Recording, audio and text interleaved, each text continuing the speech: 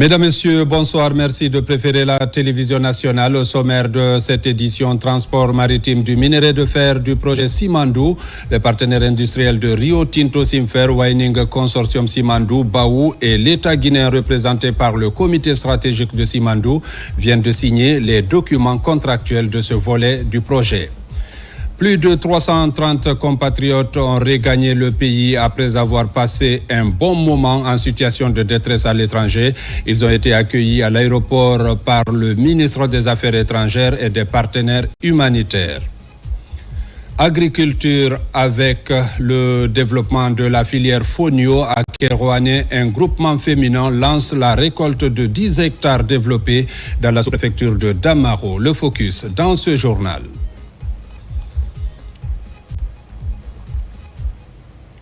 Une fois encore, bonsoir et bienvenue dans ce journal. Les partenaires industriels de Rio Tinto Simfer, Waining Consortium Simandou, Baou, ainsi que l'État guinéen, représenté par le comité stratégique de Simandou, ont procédé à la signature des pactes d'actionnaires concernant les sociétés chargées du transport maritime du minerai de fer du Simandou.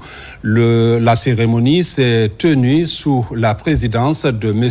Djiba Diakité, président du comité stratégique du projet Simandou et ministre directeur de cabinet de la présidence, en présence du ministre secrétaire général de la présidence, le général Amara Kamara, ainsi que des membres du comité stratégique de Simandou. Compte rendu Omar Bari.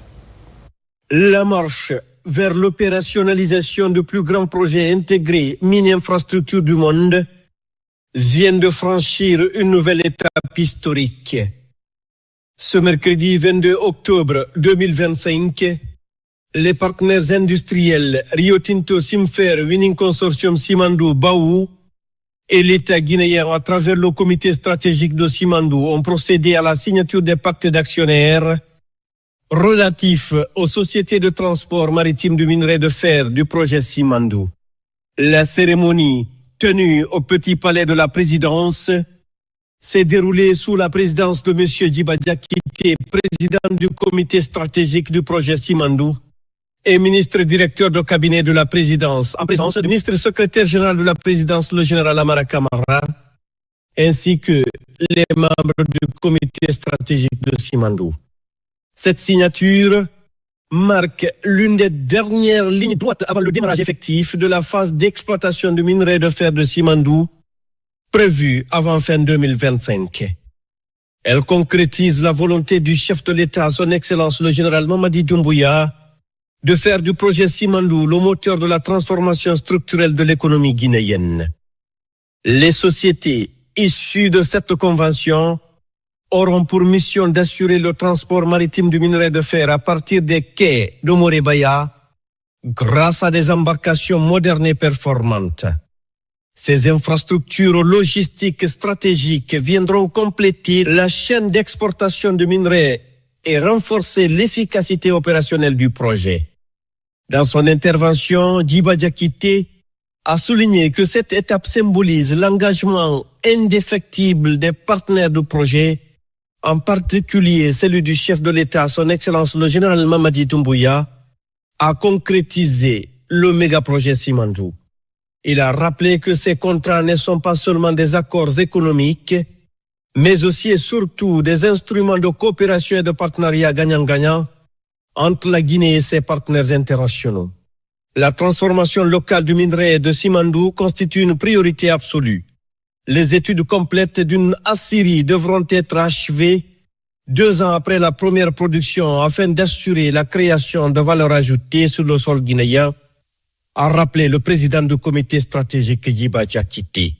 Le projet Simandou ne saurait être complet sans l'ensemble de ses composants structurants, en commençant par la construction des infrastructures stratégiques, de la mise en opération des différents blocs de mines, le bloc 1 et 2 affecté à Winning Consortium Simandou et son partenaire stratégique Bao, à Kerouané, mais également le bloc 3 et 4 qui sont affectés à Rio Tinto Simfer et son partenaire stratégique, Channelco.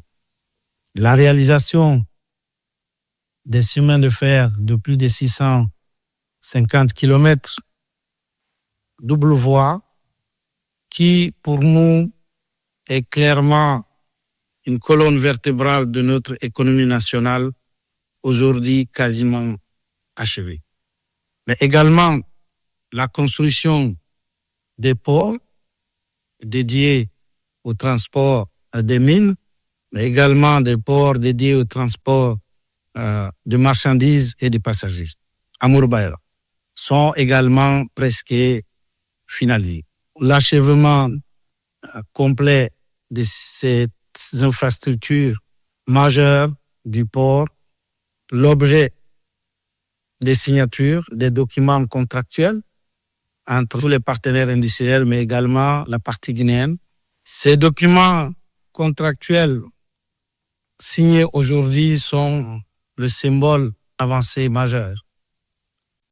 Quasiment les derniers documents finaux du projet, nous pouvons l'affirmer, sont cristallisés aujourd'hui dans le cadre du projet. Mais également, parmi ces préalables contractuels du projet, il y a le lancement des études pour la construction d'une ACIM dès les premières commercialisations du minerai, qui est aussi un maillon extrêmement important pour nous, ultime, pour le projet intégré, qui permettra à la Guinée de transformer localement ses ressources et de créer davantage de valeur pour la République de Guinée. Nous tenons à féliciter l'ensemble des partenaires et des membres du comité stratégique ici présents, les conseils des partenaires industriels, les conseils de l'État qui nous accompagnent pour leur engagement constant, leur ténacité, la qualité du travail accompli. Ces avancées concrètes sont le fruit d'une collaboration exemplaire, le fruit d'une intelligence collective entre les équipes guinéennes et nos partenaires techniques, industriels et institutionnels. Une belle aventure humaine, placée sous le leadership visionnaire de son Excellence, le général Mamadi Doumbouya. Mais cette étape, si importante soit-elle, n'est qu'un commencement. Elle nous engage à redoubler de rigueur dans le suivi de nos actions, renforcer notre coordination, renforcer notre synergie et maintenir une collaboration exigeante pour continuer à faire de Simandou un projet de référence mondiale et de souveraineté économique assumée pour la République de Guinée. Nous vous donnons d'ores et déjà rendez-vous dans les prochaines semaines pour le lancement officiel du premier chargement de Simandou. Et ça, c'est grâce à notre travail, à notre intelligence collective, au service de la Guinée et des générations futures, pour le bien-être de la population, conformément à la vision du chef de l'État, son Excellence, le général Mamadi Doumbouya. Les représentants de Rio Tinto Simfer, Winning Consortium et Baou ont, pour leur part, salué la synergie d'action et la volonté politique sans faille qui ont permis de franchir cette étape cruciale. Tous ont reconnu le soutien déterminant du chef de l'État, son Excellence le général Mamadi Doumbouya, de la vision et le patriotisme ont accéléré la réalisation des infrastructures nécessaires au lancement de la production. Ces accords représentent un des derniers pas à franchir dans la concrétisation du projet.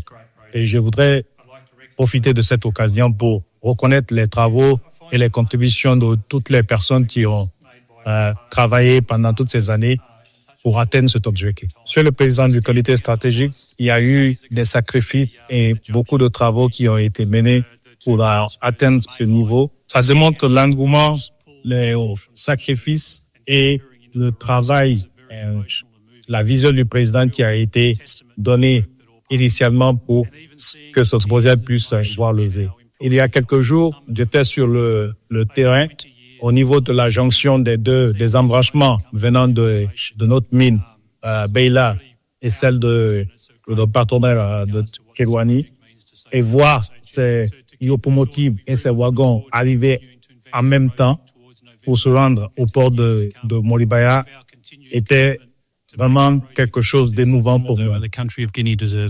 La cérémonie d'aujourd'hui marque une étape essentielle dans notre volonté commune avec l'État guinéen de compléter le système de transport du minerai de fer. Les accords signés aujourd'hui concernent la partie maritime, le transport maritime, qui complète le système, qui nous permettra d'enlever le minerai dans la mine, de transporter sur les rails et de l'amener au port et de les expédier sur le marché international. C'est un effort collectif. Nous sommes heureux que nous aboutissons cet après-midi avec le gouvernement et tout le comité stratégique de Simandou à ces accords qui permettraient de connecter le minerai de fer de la Guinée au reste du système maritime et commercial minier. Nous sommes très très contents à Rio Tinto et à Simfer de faire ce chemin avec l'ensemble de nos partenaires techniques, industriels et avec l'État guinéen, avec le soutien du comité stratégique, tous ses membres, mais en particulier avec le président du comité stratégique qui n'a ménagé aucun effort pour qu'on arrive à cette conclusion aujourd'hui. Cette cérémonie, c'est très important et pour notre société et parce que vous savez, le Bénin, on a beaucoup d'années d'expérience dans ce domaine. Donc, on est très fiers de participer à ce projet et avec notre expérience professionnelle, nous sommes très confiants de rassurer la coopération, partenariat avec l'État et la société CTG pour avoir un résultat plus efficace et parfait. Aujourd'hui, nous avons participé à la signature de pacte actionnaire sur les services maritimes pour le transport maritime de tout type pour le projet Simandou. C'est une réalisation très importante, c'est-à-dire que cela marque la réalisation totale de la chaîne industrielle complète de cette minerai de fer à partir de montagne Simandou jusqu'au port et le transport maritime en passant par le chemin de fer. Cela est une partie très importante pour l'achèvement de ce projet. Nous sommes convaincus qu'avec l'achèvement de cet contrat, nous allons finaliser le projet de Simandou. Donc, la signature des accords d'aujourd'hui marque une étape très importante dans le développement du projet Simandou, spécialement dans la construction de la chaîne industrielle et production du minerai de fer de Simandou. Dans le futur, la CDG va coopérer étroitement avec les entités de transport maritime du minerai de fer et les 2000 pour assurer un transport sans faille depuis les 4 blocs du mine jusqu'au port de Moribaya. Porté par la vision éclairée du président de la République, le méga-projet Simandou, véritable catalyseur du programme Simandou 2040, illustre la profonde transformation d'une Guinée qui diversifie son économie et accélère sa mutation structurelle. Cette dynamique traduit la volonté résolue d'une nation souveraine, maîtresse de ses ressources et déterminée à bâtir son propre destin économique. La signature de ces accords en est une illustration concrète. Se réjouissent les membres du comité stratégique de Simandou. Ces accords finaux sont signés aujourd'hui. C'est un prélude au démarrage de l'exploitation du minerai de fer et des infrastructures du projet Simandou.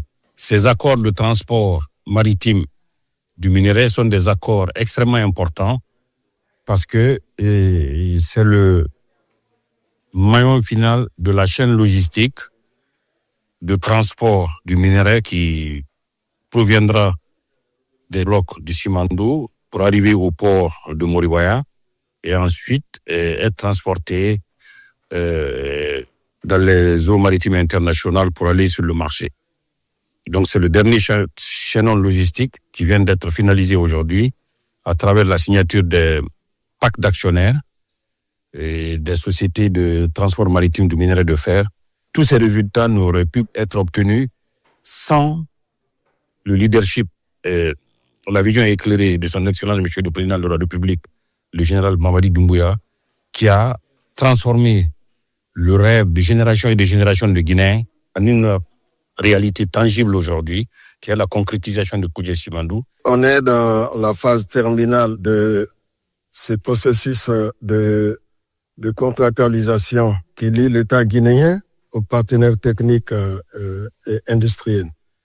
Il est question d'aller à ce niveau de signature et de finaliser comme on vient de le faire, à l'effet de rendre encore irréversible ce grand projet qui est totalement dans la partie terminale de l'exécution des exigences conventionnelles. Et donc, cette signature que nous venons de faire s'inscrit en droite ligne des obligations qui sont énumérées dans les conventions liant l'État guinéen à l'ensemble des partenaires industriels impliqués dans la mise en œuvre de ce méga projet. Et donc, il est bien question que c'est la partie, maritime, qui occupe une composante majeure de ce méga projet en termes de transport de produits miniers, en termes de connexion entre les infrastructures ferroviaires et les infrastructures maritimes, en termes d'obligation de respect des exigences environnementales. C'était les derniers contrats qui restaient à signer et on l'a fait aujourd'hui avec beaucoup de satisfaction. Parce qu'il est important qu'au moment où logistiquement tout est prêt, que institutionnellement tout aussi soit prêt. Et c'est ce que nous l'avons fait aujourd'hui. Tout ce qui concerne la partie transport maritime du minerai, maintenant est rentré dans un cadre légal sur lequel toutes les parties se sont mis d'accord et c'est une très bonne chose pour la Guinée. C'était encore une étape clé dans le méga projet mine infrastructure de Simandou. On va vers la phase d'opérationnalisation du projet Simandou et ça consacre le caractère intégré de ce projet. Donc avec l'exploitation minière, le transport ferroviaire, la construction du port, ainsi que donc aujourd'hui les documents contractuels qui sont signés pour le transport des minerais. À travers cette cérémonie de signature avec nos partenaires industriels, cela est un pas vers la concrétisation de ce projet tant attendu par le peuple de Guinée à travers le leadership du chef de l'État, le général Mamadi Doumbouya. Nous, de notre côté, nous allons nous rassurer de tous les engagements contractuels relatifs au contenu local en phase de construction, mais également la phase d'exploitation à venir. Nous avons pu mettre avec l'appui du comité stratégique de Simandou une task force contenu local afin de s'assurer que tous les engagements seront respectés, que ça soit au niveau de la production, de l'exploitation, du transport. Donc tous les jalons aujourd'hui concernant le contenu local ont été revus et validés. C'est la concrétisation de la vision du chef de l'État qui a cru en ce projet et qui a donné des orientations stratégiques et a mis en place un cadre de pilotage stratégique qui a aussi su fonctionner. Et pour cela, il faut remercier le chef de l'État pour sa vision, remercier le président du comité stratégique et tous les membres du comité stratégique. Remercier aussi tous les partenaires mobilisés autour du projet parce que la signature de ce pacte, effectivement, matérialise la concrétisation, la construction de toute la chaîne de valeur, de l'exploitation jusqu'à la commercialisation du minerai. Et ça garantit aussi pour le gouvernement que c'est un maillon de plus qui est réalisé pour la mise en œuvre réussie du programme Simandou 2040 parce que l'un des leviers, l'un des supports clés du programme Simandou 2040, c'est le projet minier Simandou. Donc, sa mise en œuvre permet effectivement de garder l'espoir et de se rassurer davantage que la création d'emplois sera effective, la création de richesses, l'accélération de la croissance et la mise en œuvre de tous ces objectifs de développement seront désormais garantis. Aujourd'hui aussi est une autre étape extrêmement importante dans la concrétisation de la vision du chef de l'État, le général Mamadi Doumbouya, de construire avec les partenaires internationaux ces projets importants le long de toute la chaîne de valeur, de la mine jusqu'au marché mondial. Donc aujourd'hui, on vient de signer les documents fondamentaux pour les sociétés de transport maritime qui vont donc nous permettre de compléter la chaîne. Aujourd'hui, on a les mines, on a la CTG pour le transport ferroviaire et portuaire.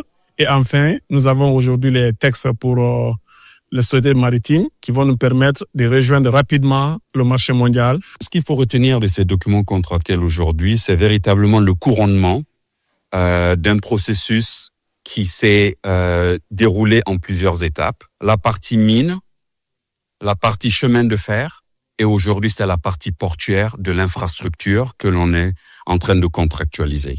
Donc, les documents que l'on a signés aujourd'hui sont les pactes d'actionnaires qui permettent la mise en œuvre des opérations portuaires et qui donc permettent d'organiser comment est-ce que l'État et ses partenaires industriels vont pouvoir faire fonctionner la société qui va permettre l'évacuation du minerai en bout de chaîne. Simandou est plus qu'un projet intégré mine-infrastructure.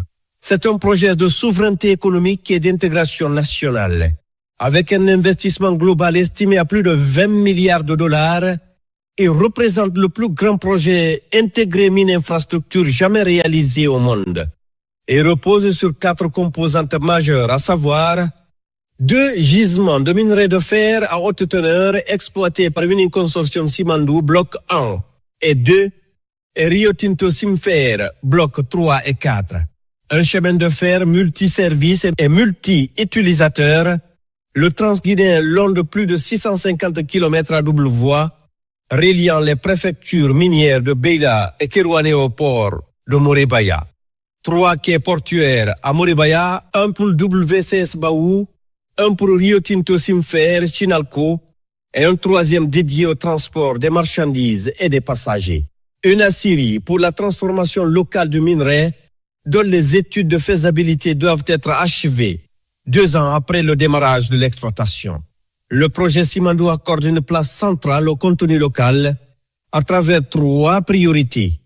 Offrir des emplois aux Guinéens, donner des opportunités d'affaires aux entreprises guinéennes à capitaux guinéens et surtout former les Guinéens pour garantir le transfert de compétences et de technologies, notamment via l'initiative Simandou Academy. Ces engagements traduisent la vision du chef de l'État, celle de faire de Simandou un projet d'inclusion, de formation et de prospérité nationale. Dans l'actualité encore, tournée de remerciements du Premier ministre dans l'arrière-pays suite à l'adoption de la nouvelle constitution. Après Bokeh, Amadou Riba a mis le cap sur l'Abbé, dernière étape de cette tournée nationale. Dans la cité de Karamoko, Alpha Molabé, le coordinateur national de la campagne pour le oui, a été accueilli dans une ferveur populaire. Reportage Ousmane Bangoura. C'est soudain sur les radios que le cortège du Premier ministre Amadou Riba a fait son entrée à l'Abbé. Après plusieurs étapes à l'intérieur du pays, le chef du gouvernement boucle ici une tournée de remerciements initiée à la suite de l'adoption de la nouvelle constitution. En ce jour de grande prière, le Premier ministre a accompli la prière du vendredi à la grande mosquée de l'Abbé, aux côtés de ses coreligionnaires. Un moment de recueillement et de communion spirituelle pour confier la nation à Dieu. Après la mosquée, direction la maison régionale des jeunes, où sages, femmes et jeunes étaient réunis pour écouter le message du chef du gouvernement. Un moment mis à profit par les autorités régionales pour témoigner de leur soutien aux ambitions de refondation prônées par le gouvernement. L'Abbé, terre d'hospitalité, de savoir et de dialogue, a toujours été un symbole d'unité et de sagesse. Dans cet esprit, je lance un appel vivant à tous les fils et filles de la région, à toutes les formations politiques, à toutes les organisations de la société civile, à toutes les confessions religieuses, celui de préserver la paix. Refusons la violence des discours de haine et la manipulation. Dans une salle archi-comble, le Premier ministre a salué la mobilisation exemplaire des populations de l'Abbé.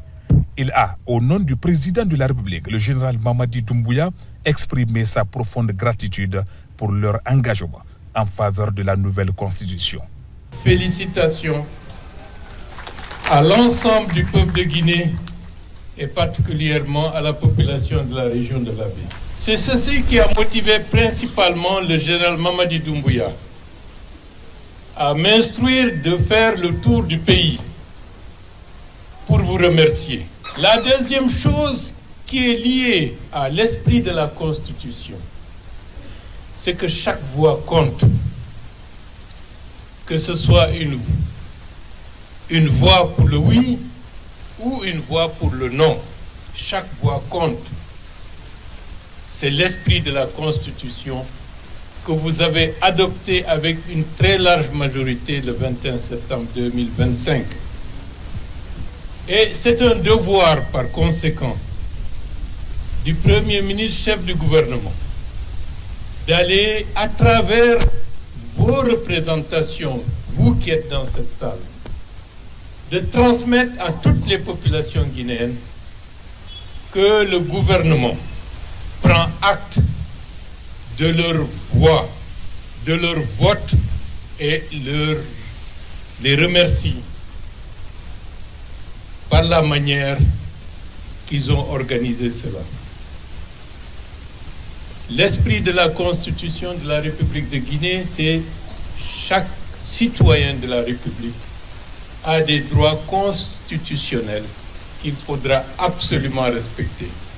En clôturant cette tournée à l'Abbé, le Premier ministre, chef du gouvernement, boucle ainsi une séquence nationale de gratitude et de communion avec les populations. Une mission de reconnaissance qui marque une nouvelle étape dans la mise en œuvre des grandes orientations du président de la République pour une Guinée unie et prospère.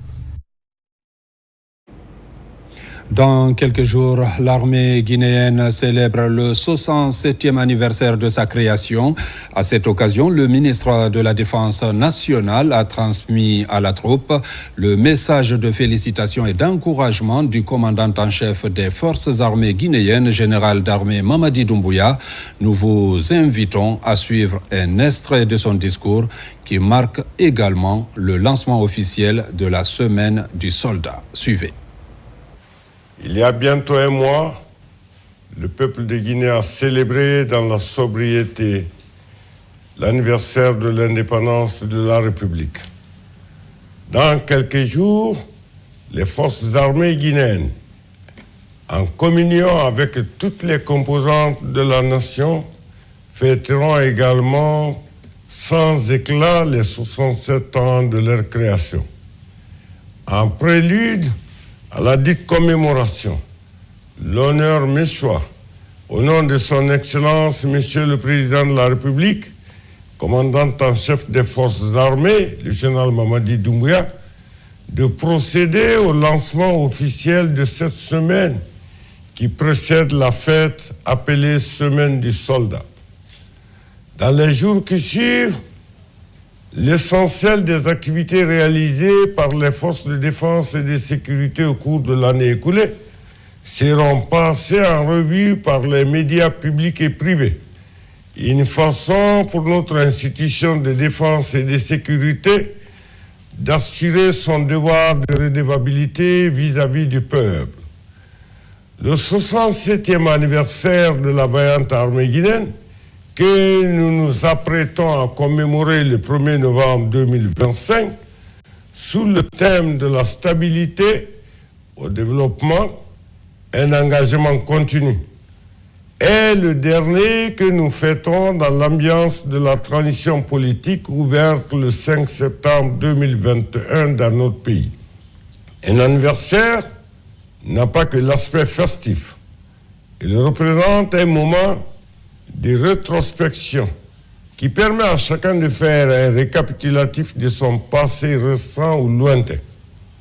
Analyser et apprécier ses performances et ses faiblesses en vue de mieux se positionner pour les projets d'avenir. Retour massif des migrants guinéens cette semaine. Plus de 330 compatriotes ont regagné le pays après avoir passé un bon moment en situation de détresse à l'étranger. Ces rapatriés arrivés en provenance de la Tunisie ont été accueillis à l'aéroport international Ahmed Sékou Touré de Conakry par le ministre des Affaires étrangères. Reportage Makeme Keleti Donzo. En l'espace de 3 jours, la Guinée a accueilli 337 de ses ressortissants revenus de l'étranger. Parmi eux, 200 en provenance de la Mauritanie et 137 venus fraîchement de la Tunisie. Dans le convoi en provenance de la Tunisie, figurent de nombreuses jeunes femmes accompagnées d'enfants, fruits du difficile périple migratoire. Moi, j'ai dit au gouvernement guinéen, merci Mamadou Doumbouya, vous nous avez aidés. Que Dieu vous aide. Je dis Alhamdulillah Rabbil Alamina. Vraiment, je suis vraiment content. Je dis que je vais me rentrer sur mon pays ici. Vraiment, là où nous on était en Tunisie, vraiment nous on souffrait là-bas. Selon le ministre des Affaires étrangères, ces jeunes constituent désormais de véritables témoins et porte-parole auprès de leurs compatriotes encore tentés par l'aventure migratoire. Le chef de la diplomatie guinéenne a par ailleurs assuré à ses compatriotes qu'ils retrouvent une Guinée unie, engagée et prospère. Il y a 3 choses que vous trouvez dans votre pays en venant aujourd'hui qui déterminent l'avenir de la Guinée. Vous retrouvez ici un pays uni, engagé, derrière un homme, son Excellence, le général Mamadi Doumbouya, et une vision Simandou 2040. Vous devenez les soldats du développement de la Guinée. Bienvenue à Conakry. Ce vaste rapatriement volontaire s'inscrit dans les actions humanitaires menées sous l'impulsion du président de la République, le général Mamadi Doumbouya. L'opération est coordonnée par la Direction générale des Guinéens de l'étranger en collaboration avec l'Organisation internationale pour les migrations, OIM. Et puis, c'est officiel, la Guinée rejoint la déclaration du consensus de Genève, un accord international visant à protéger la santé des femmes et à renforcer la famille. Le message du président de la République est porté à la cérémonie par l'ambassadeur de Guinée à Washington, comme le témoigne ce récit d'Alpha Isiagaba sur les images de notre correspondant vidéo aux États-Unis, Daouda Bangoura. Dans la salle, l'ensemble des nations membres de la déclaration du consensus de Genève, mais aussi des défenseurs de la protection spéciale de l'enfant dès sa conception. Ils célèbrent les 5 ans d'existence de cette coalition internationale qui défend le droit à la vie, une position qui partage la Guinée, qui fait son entrée dans ce bloc international qui lutte contre l'avortement dans toutes ses formes. La République de Guinée, sous le leadership du général Mamadi Doumbouya, est convaincue qu'aucun progrès durable ne peut être envisagé sans la pleine participation de la femme à la vie sociale, économique et politique. Promouvoir sa santé, son éducation, sa protection et son épanouissement, c'est investir dans l'avenir de la nation. En 2020, 35 États des Nations Unies ont signé la déclaration du consensus de Genève sur la santé de la femme et le renforcement de la famille. 5 ans après, la liste des signataires de ce texte s'allonge avec la Guinée et les États-Unis qui rejoignent l'organisation. Mon administration est résolument dévouée à la restauration d'une culture qui valorise la dignité inhérente de chaque enfant et à la défense de la vérité éternelle selon laquelle chaque personne est créée à l'image et à la ressemblance de Dieu avec une valeur infinie et un potentiel illimité. Un soutien fort pour cette alliance de 37 membres, désormais qui se renforce pour peser fort et durablement aux Nations Unies pour contrer l'activisme des gouvernements et organisations internationales pour avortement. Nous voyons ce travail comme une relation mutuelle pour aller plus loin que nos objectifs. Et lorsque nous allons de pays en pays, mon cœur continue de s'agrandir à chaque fois pour cet amour que nous avons pour les peuples. Et je ne peux pas vous dire à quel point je suis heureuse que maintenant nous puissions commencer à collaborer avec la Guinée. Dans son intervention, l'ambassadeur de Guinée à Washington, qui a porté le message du président de la République, a rappelé les années du militantisme du Dr Maurice Sanda Kouyaté dans la lutte contre les pratiques traditionnelles néfastes en général, les mutilations génitales féminines et les mariages d'enfants, avant de faire son entrée au gouvernement 2021 en qualité de ministre des Affaires étrangères. Direction la Fédération de Russie, où la Guinée prend part au 8e Forum international de la pêche et à l'exposition mondiale de l'industrie halieutique à Saint-Pétersbourg, une rencontre d'envergure qui réunit les principaux acteurs du secteur venus des quatre coins du monde. Au menu, les enjeux de durabilité, d'innovation et de partenariat dans la filière pêche et aquaculture. Les détails dans ce reportage de Al-Gassimouba, envoyé spécial. C'est une délégation guinéenne conduite par la conseillère principale du ministère de la Pêche et de l'économie maritime qui représente la Guinée à ce rendez-vous mondial de la filière halieutique. Pendant plusieurs jours, experts, investisseurs et décideurs publics échangent sur les défis de la gestion durable des ressources marines et les perspectives d'une pêche responsable. Dans les allées du centre d'exposition de Saint-Pétersbourg, la délégation guinéenne explore toutes les pistes du partenariat halieutique.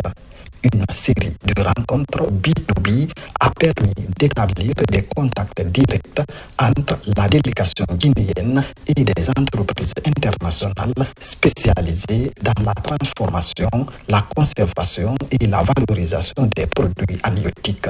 De cette participation, nous avons eu droit à voir les bonnes pratiques dans le domaine de la pêche, les méthodologies et les technologies de surveillance de la pêche. Le futur de la pêche, ça doit être dans l'aquaculture. L'aquaculture représente dans certains pays la moitié de la pêche maritime. Cette participation s'inscrit dans la volonté du gouvernement guinéen de renforcer la coopération internationale, promouvoir le label pêche durable de Guinée ou encore favoriser la création d'emplois à travers la transformation locale des produits de la mer. Nous sommes sur notre plan de développement socio-économique Simandou 2040. Donc il est important que nous fassions des offensives pour aller vers les investisseurs, pour aller investir en Guinée. Donc la Russie a beaucoup de potentialités, beaucoup d'expérience dans ce domaine. Ça a été une bonne expérience et je pense que nous allons en tirer davantage. Au terme de ce forum, plusieurs pistes de collaboration seront identifiées. La présence de la Guinée à Saint-Pétersbourg marque son engagement à s'ouvrir davantage aux échanges et à bâtir une économie bleue, inclusive et prospère. Lutte contre les maladies silencieuses, la détection précoce semble l'arme la plus efficace. Au ministère du Travail et de la Fonction publique, la question est au centre des préoccupations. Une campagne de sensibilisation et de dépistage gratuit est organisée par le service Genre et Équité. Reportage Mamadi Ternakamisoko, Mohamed Sherif Kamara. Le ministère du Travail et de la Fonction publique, à travers le service Genre et Équité, renforce son dispositif de prévention contre le cancer du sein et le col de l'utérus. Il lance ainsi cette campagne de sensibilisation et de dépistage à l'intention des femmes du département. Le cancer du sein et le cancer du col de l'utérus représentent aujourd'hui les principales causes de mortalité par cancer chez les femmes en Guinée. Le cancer du sein demeure un véritable défi de santé publique. Chaque année, plus de 2000 femmes sont diagnostiquées dans notre pays, mais malheureusement, un nombre important de ces cas sont détectés à un stade avancé. Tout au long de la journée, plusieurs femmes fonctionnaires ont bénéficié de séances d'information et de dépistage gratuits.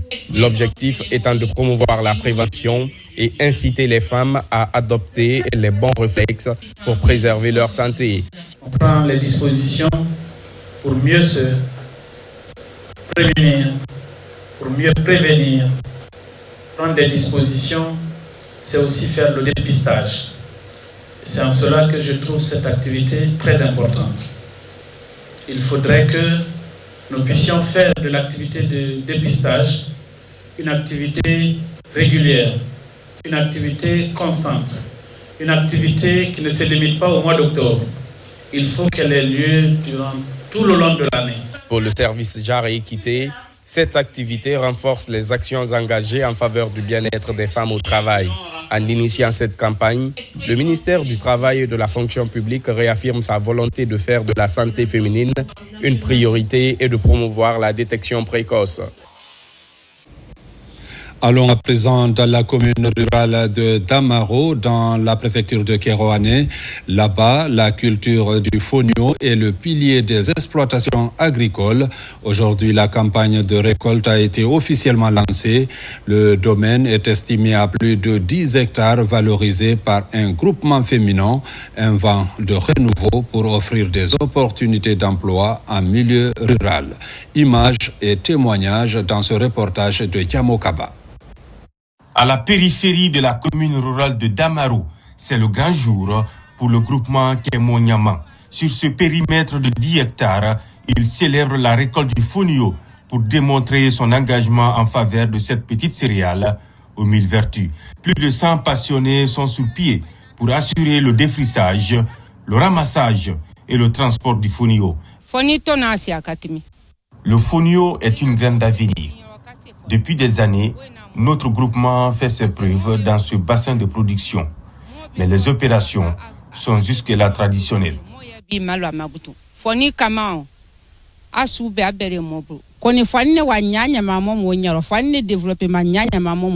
développement de la culture du fonio est notre souhait. Pour atteindre cet objectif, nous comptons vraiment sur l'apport du gouvernement. Kémonyama bénéficie du soutien moral des autorités locales, mobilisées pour afficher les grandes attentes du programme Simandou 2040. Avec des idées claires, les propositions comptent favoriser la compétitivité et la durabilité de la culture du fonio. Un groupement aujourd'hui de référence ici à Simandou qui, depuis à l'aube, depuis le 21 septembre, a pris toute sa responsabilité. Bien que ce groupement-là existait bien avant, mais avec l'explication, l'idée de développement, donc la projection des idées du général président Mamadi Doumbouya, qui a réveillé encore la conscience de ce groupement. Cet investissement privé des paysannes passionnées interpelle la politique agricole du pays pour accroître la production nationale. Chaque année, les intentions de culture sont revenues à la hausse pour répondre aux multiples enjeux de la souveraineté alimentaire. Transparence et inclusion dans l'organisation de l'élection présidentielle du 28 décembre prochain.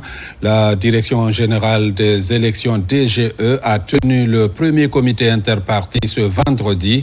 Il était question de la présentation de l'état d'exécution des activités du chronogramme. Reportage Amadou Touré, Abdul Razak Souma. C'est la session de présentation de l'état d'exécution des activités du chronogramme du scrutin présidentiel prévu le 28 décembre 2025. Une rencontre au cours de laquelle la directrice générale des élections a abordé l'ensemble des questions relatives à la bonne tenue de ce scrutin, mais aussi une occasion pour la DGE d'apporter des précisions sur certains sujets à polémique. Les gens ont confondu quand on a fait la mise en place de la commission financière et de la commission de réception et de validation, et pour dire que ceux qui ont fait la déclaration sur le rang sont les candidats. Non. Les candidatures, les dépôts se feront auprès de la Cour suprême et c'est eux qui traiteront et valideront les candidatures à l'élection présidentielle. Donc les candidats indépendants, il y a toute une procédure qui sont aussi en train de suivre. Cette démarche, elle est inclusive parce que nous avons battu pour ça. Nous avons sollicité auprès des autorités à ce que nous soyons informés du processus électoral. Cette rencontre qui a eu le mérite de regrouper l'ensemble des représentants des partis politiques, membres de la société civile, représentants des associations de presse, les ambassades et partenaires techniques et financiers, a aussi été une occasion pour la Direction générale des élections de lever le voile sur plusieurs incompréhensions sur le processus en cours. Je pense que c'est très important. Il faut les remercier, les féliciter et puis saluer aussi l'initiative parce que ça nous permettra d'être édifiés, de poser des questions qui pourront éclairer la lanterne des uns et des autres. La société civile ici, par ma voix, s'est engagée à jouer son rôle pour crédibiliser davantage le processus électoral, pour renforcer la transparence, son l'œil des citoyens. Donc, notre participation à ces étapes-là permet à la population de comprendre ce qui se passe. Ce premier comité interparti CIP au compte de l'élection présidentielle à venir a également été une opportunité pour la directrice générale des élections de rappeler aux partis politiques le rôle de la Cour suprême qui fait office de la Cour constitutionnelle, l'institution habilitée, selon Mme Kamara Djinebou Touré, à recevoir et valider ou non la candidature pour le compte du scrutin du 28 décembre 2025. Et puis, ces ordonnances de la Cour suprême, ordonnance numéro 015 PPCS 2025, portant attribution, composition, organisation et fonctionnement de la commission de réception et de validation des dossiers de candidature à l'élection présidentielle du 28 décembre 2025. Le premier président, vu la Constitution, vu la loi organique L 2017-003 AN du 23 février 2017 portant attribution, organisation et fonctionnement de la Cour suprême, vu la loi organique L 2025-026 CNT du 27 septembre 2025 portant code électoral, vu le règlement intérieur de la Cour suprême, vu le décret D 2025-0178 PRG SGG du 27 septembre 2025 fixant la date du scrutin pour l'élection présidentielle du 28 décembre 2025. Vu la nécessité d'assurer la transparence, la régularité du processus électoral par la création d'une commission chargée de la réception et de la validation des dossiers de candidature conformément à la loi ordonne. 1. Création. Article 1er. Il est créé au sein de la Cour suprême une commission de réception et de validation des dossiers de candidature à l'élection présidentielle du 28 décembre 2025.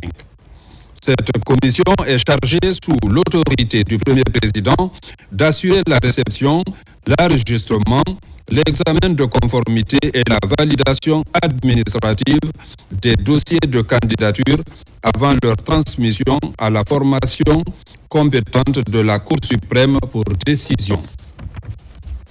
2. Mission. Article 2. La commission de réception et de validation des dossiers de candidature à l'élection présidentielle du 28 décembre 2025 a pour mission de recevoir et enregistrer les dossiers de candidature déposés les prétendants à l'élection présidentielle du 28 décembre 2025. Vérifier la présence et la régularité des pièces exigées par les dépositions légales et réglementaires en vigueur. Dresser procès-verbal de réception et de validation des candidatures. Établir un rapport de conformité précisant les pièces manquantes ou irrégulières. Transmettre au premier président de la Cour suprême le rapport de synthèse de ses travaux accompagné de la liste des candidats remplissant les conditions requises. Assurer la conservation sécurisée des dossiers jusqu'à la clôture de la phase contentieuse. 3. Composition. Article 3. La commission de réception et de validation des dossiers de candidature à l'élection présidentielle du 28 décembre 2025 comprend 1.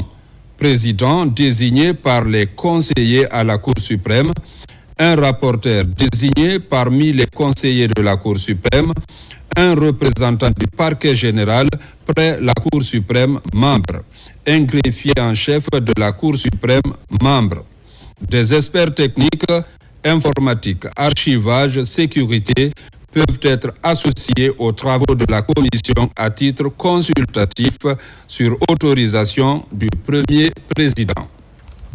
4. Organisation et fonctionnement. Article 4. La commission siège dans la salle des audiences de la Cour suprême. Elle entre en fonction à compter du 24 octobre 2025 et achèvera ses travaux le 3 novembre 2025 à 23h59. Elle se réunit sur convocation de son président selon un calendrier fixé par le premier président pendant toute la période de dépôt des candidatures. Ces décisions sont prises à la majorité simple des membres présents. En cas de partage égal des voix, celle du président est prépondérante. Un procès verbal est établi à chaque séance et signé par tous les membres présents. Les rapports et procès-verbaux de la commission sont transmis au premier président pour validation et publication éventuelle. 5. Dépôt des dossiers. Article 5. Les dossiers de candidature sont reçus au greffe de la Cour suprême sous le contrôle de la commission contre récépissé à la date limite du 3 novembre 2025 de 9h à 17h sauf jour férié. Aucun dossier ne peut être reçu après l'expiration du délai légal. 6. Sécurité et confidentialité. Article 6. Les membres de la commission sont tenus à la confidentialité sur les informations et documents portés à leur connaissance. Le premier président prend toutes mesures nécessaires pour garantir la sécurité matérielle et juridique des dossiers. 7. Prise en charge financière. Article 7. Les frais de fonctionnement de la commission ainsi que les indemnités de cession de ses membres sont à la charge du budget de la Cour suprême. 8. Disposition finale. Article 8. Le secrétaire général, le chef du greffe et le chef de la division des affaires financières de la Cour suprême sont chargés, chacun en ce qui le concerne, de l'application de la présente ordonnance. Article 9. La présente ordonnance prend effet à compter de sa signature. Elle sera enregistrée et communiquée partout où besoin sera. Conakry, le 24 octobre 2025, signé Fodé Bangoura. Ordonnance numéro 016 PPCS 2025 portant nomination des membres de la commission de réception et de validation des dossiers de candidature à l'élection présidentielle du 28 décembre 2025.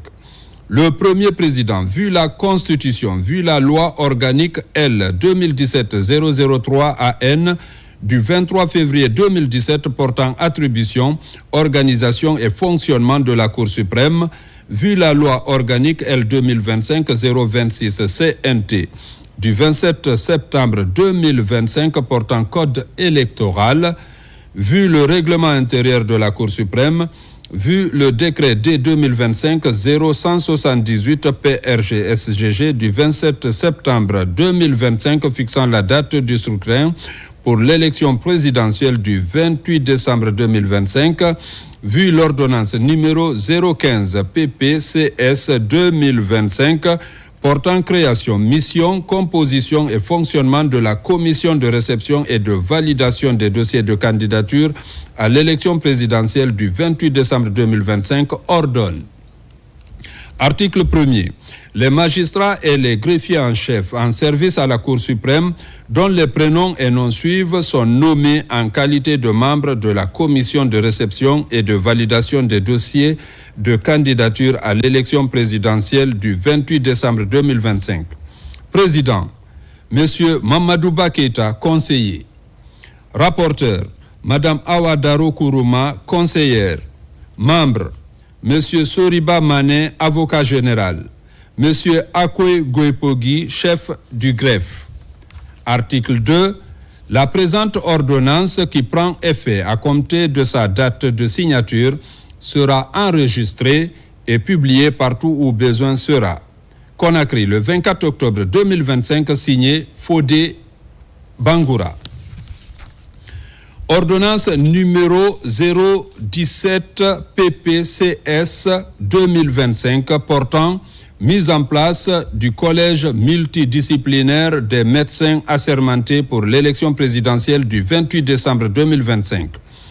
Le premier président, vu la Constitution, vu la loi organique L 2017, numéro 003 AN du 23 février 2025 portant attribution, organisation et fonctionnement de la Cour suprême. Vu la loi organique L 2025-026 CNT du 27 septembre 2025 portant code électoral. Vu le règlement intérieur de la Cour suprême. Vu le décret D 2025-0178 PRG-SGG du 27 septembre 2025 fixant la date du scrutin pour l'élection présidentielle, vu la nécessité de garantir la transparence et la crédibilité du processus d'évaluation médicale des candidats à l'élection présidentielle du 28 décembre 2025 par la mise en place d'un collège multidisciplinaire de médecins assermentés, ordonne 1. Objet. Article 1er. Il est institué sous l'autorité de la Cour suprême un collège multidisciplinaire des médecins assermentés chargé de procéder à l'examen médical, à la certification de l'aptitude physique et mentale des candidats à l'élection présidentielle du 28 décembre 2025. 2. Composition. Article 2.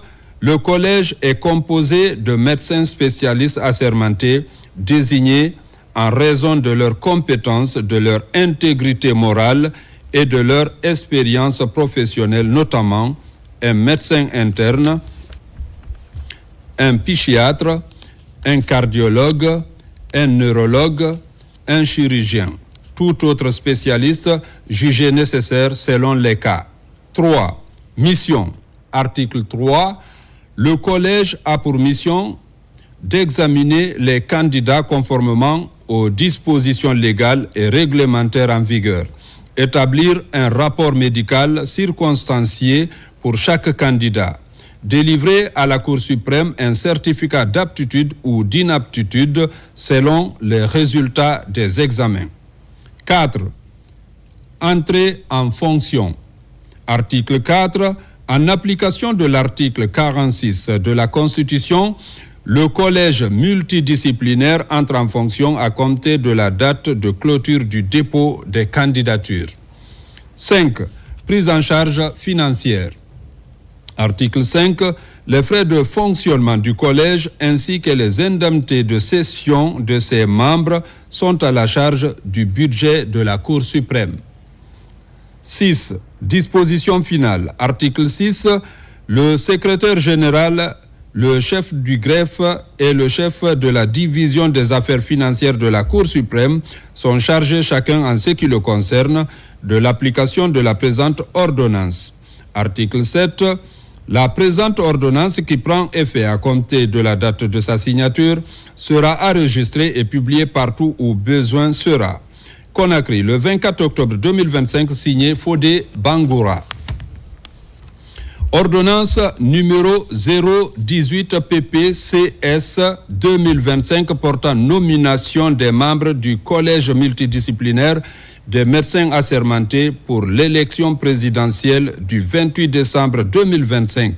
Le premier président, vu la Constitution, vu la loi organique L 2017-003 AN du 23 février 2017 portant attribution, organisation et fonctionnement de la Cour suprême, vu la loi organique L 2025-026 CNT du 27 septembre 2025 portant code électoral, vu le règlement intérieur de la Cour suprême, vu le décret D 2025-0178 PRG-SGG du 27 septembre 2025 fixant la date du scrutin pour l'élection présidentielle du 28 décembre 2025, vu l'ordonnance numéro 117 PPCS 2025 du 20 octobre 2025 portant mise en place du collège multidisciplinaire de médecins assermentés pour l'élection présidentielle du 28 décembre 2025, ordonne.